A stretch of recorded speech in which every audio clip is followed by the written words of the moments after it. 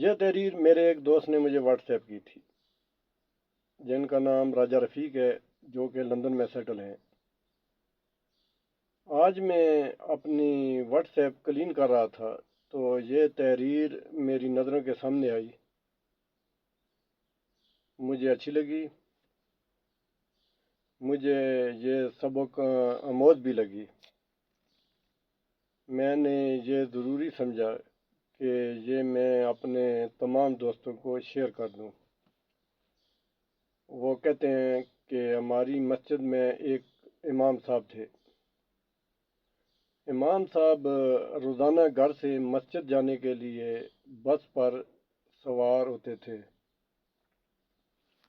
London میں ایک he wrote پر بسوں میں سفر کرتے ہوئے کئی بار ایسا ہوا، بس بھی وہی ہوتی تھی اور بس کا ڈرائیور بھی وہی ہوتا تھا۔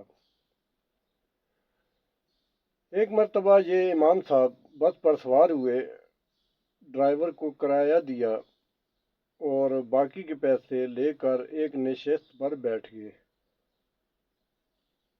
ڈرائیور کے دیے ہوئے باقی کے پیسے جیب میں ڈالنے سے قبل دیکھے تو پتہ چلا کہ 20 پینس زیادہ آگے ہیں۔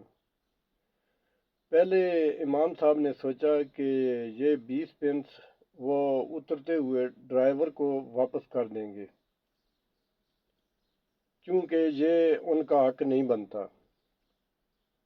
پھر سوچائی کہ اتنے تھوڑے سے پیسوں کی کون پرواہ کرتا ہے۔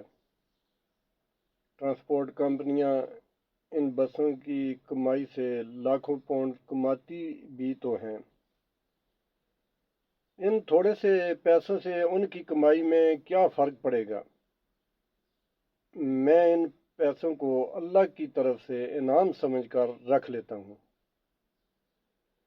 اسی کشمکش میں کہ واپس کروں یا نہ کروں، امام صاحب کا سٹاپ آ گیا۔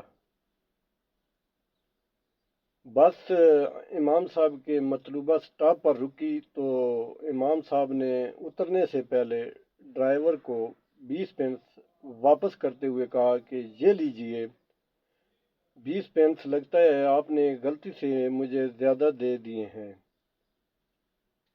ڈرائیور نے 20 پینس واپس لیتے ہوئے مسکرا کر امام صاحب سے پوچھا، کیا آپ اس علاقے کی مسجد کے نئے امام ہیں؟ میں بہت عرصہ سے آپ کی مسجد میں آ کر اسلام کے بارے میں معلومات لینا چاہ رہا تھا۔ 20 پینس میں نے جان بوجھ کر آپ کو زیادہ دیے تھے تاکہ آپ کا اس معمولی سی رقم کے بارے میں رویہ پرکھ سکوں۔ امام صاحب جیسے ہی بس سے نیچے اترے، انہیں ایسے لگا جیسے ان کی ٹانگوں سے جان نکل گئی ہے۔ گرنے سے بچنے کے لیے ایک بجلی کے پول کا سہارا لیا، آسمان کی طرف منہ اٹھا کر روتے ہوئے دعا کی، یا اللہ مجھے معاف کر دینا، میں ابھی اسلام کو 20 پینس میں بیچنے لگا تھا۔ یاد رکھیے، بعض اوقات لوگ صرف قرآن پڑھ کر اسلام کے بارے میں جانتے ہیں۔ یا غیر مسلم، ہم مسلمانوں کو دیکھ کر اسلام کا تصور باندھتے ہیں۔ کوشش کریں کہ کہیں کوئی ہمارے شخصی اور انفرادی رویے کو اسلام کی تصاویر اور تمام مسلمانوں کی مثال نہ بنا لے۔ اگر ہم کسی کو مسلمان نہیں کر سکتے تو کم از کم اپنی کسی حرکت کی وجہ سے اسے اسلام سے متنفر بھی نہ کریں۔